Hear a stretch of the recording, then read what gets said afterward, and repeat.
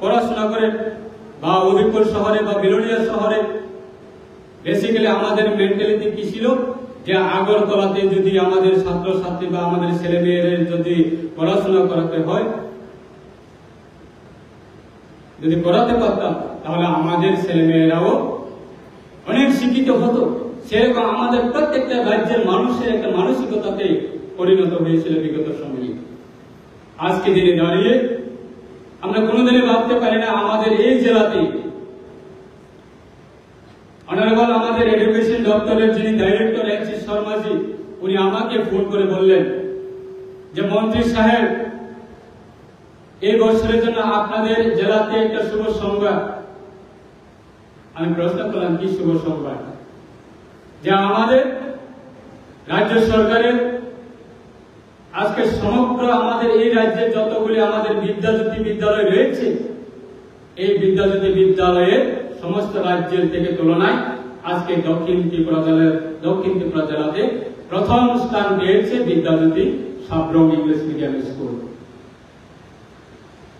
এবং দ্বিতীয় স্থানে পেয়েছে আগরতলাতে উমাকান্ত বিদ্যালয়, উমাকান্ত ইংলিশ মিডিয়াম স্কুল।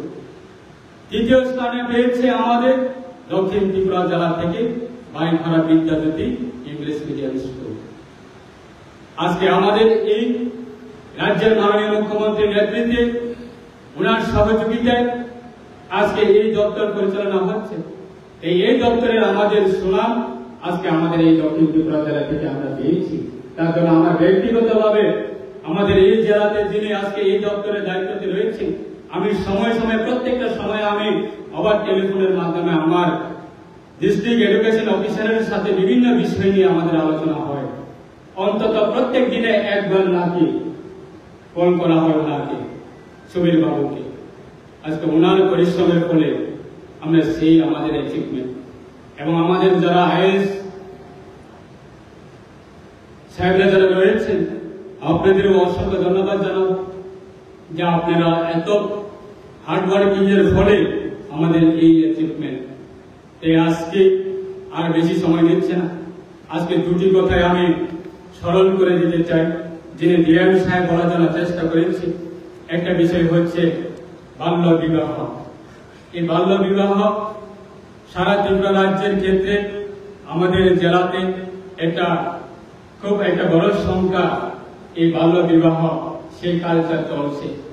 সেটাকেও আমাদের বন্ধ করার জন্য আজকে আমাদের বিশেষ করে যারা বিদ্যালয়ে যারা পড়াশোনা করেন বা বিদ্যালয়ে যারা কর্মচারী বা বিদ্যালয়ে বিভিন্ন বিদ্যালয়ে আমাদের যারা শিক্ষক শিক্ষিকারা যারা রয়েছেন, আপনাদের বিভিন্ন সময়ে যদিও আপনারা বিভিন্ন সময়ে আপনারা যদি সুযোগ পান, সেই কথাগুলি আপনারা অবশ্যই আপনার চলাকালীন ক্লাস পিরিয়ডের সময়ও বা স্কুলে যে কোনো সময়ে আপনারা একটা ছোট্ট একটা সময় নিয়ে আপনারা এই কথাগুলি আমাদের ছাত্রছাত্রী যারা আছেন তাদেরকে স্মরণ করিয়ে দিতে হবে।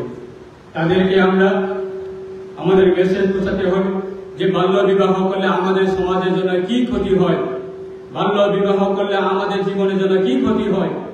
আজকে যারা আমাদের যারা স্টুডেন্টরা রয়েছেন, আমাদের বুঝতে হবে এই যে সময়টা আমাদের একটা রাইট টাইম, যে আমাদের এই সঠিক সময়ে যদি আমরা সুন্দর করে নিজের জীবনটাকে যদি সাজিয়ে যদি না তুলতে পারি, তাহলে নিজের জীবনে কোনোদিনে বড় হতে পারবে না, কোনোদিনে সুখী হতে পারবে না।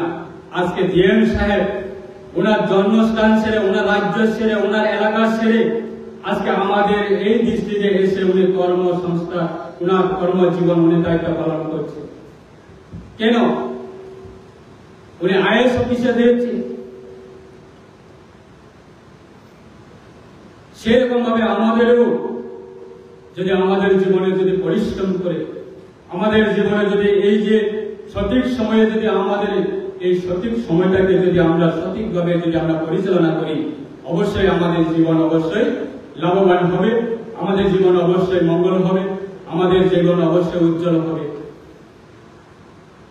তাই আজকে রাজ্য সরকারের পক্ষ থেকে সেটা আমরা বিভিন্নভাবে আমাদের জেলা শাসকের মাধ্যমে হোক বা আমাদের এডুকেশন দপ্তর হোক বা আমাদের সোশ্যাল ওয়েলফেয়ার ডিপার্টমেন্টের পক্ষ থেকে হোক, বিভিন্ন সময় আমরা সেই চাইল্ড ম্যারেজ সেটাকে আমরা বন্ধ করা, চাইল্ড ম্যারেজ সেটাকে আমরা জিরো টলারেন্সে নিয়ে আসার জন্য আমাদের সরকার বিভিন্নভাবে অ্যাওয়ারনেস প্রোগ্রাম করছে। এবং অপর আরেকটা বিষয় হচ্ছে যে আমাদের এই ছাত্র জীবনটা কিন্তু খুব মূল্যবান সময়, মূল্যবান একটা পিরিয়ড।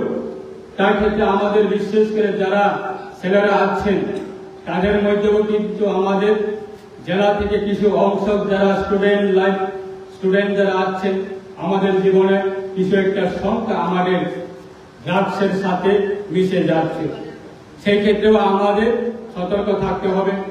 সেই নেশা জাতীয় জিনিস, নেশা জাতীয় নিয়ে আমরা কোনো মানুষ, কোনো ব্যক্তি, কোনো রাজ্য, কোনো দেশ আজকে পর্যন্ত বিজয়ী হয়েছে আমরা কোনোদিনে আমরা সাফল্য দেখিনি। সেই নেশা, এই নেশা আমাদের জীবনে প্রত্যেকটা মানুষের জীবন যেভাবে নষ্ট করছে সেটাকেও আমাদের বন্ধ করার ক্ষেত্রে আমরা সকলে এর সাথে মিলে কাজ করতে হবে। সকলে মিলে সমাজের ক্ষেত্রে, সামাজিকের মাধ্যমে এবং বিভিন্ন এনজিও সংগঠনের মাধ্যমে আমরা সেটাকে প্রতিরোধ করার জন্য আমরা দায়িত্ব নিতে হবে। শুধু সরকারের উপরে আমরা ভরসা করে, সরকারকে শুধু আমরা ডিপেন্ড করে, সরকারকে আমরা শুধু দোষারোপ দিয়ে যদি আমরা বসে থাকি, কোনোদিনে সম্ভব না। এক গলিতে দুই ছেলে যদি সিগারেট টানে বা কোনো এক গলিতে যদি দুই ছেলে যদি কোনো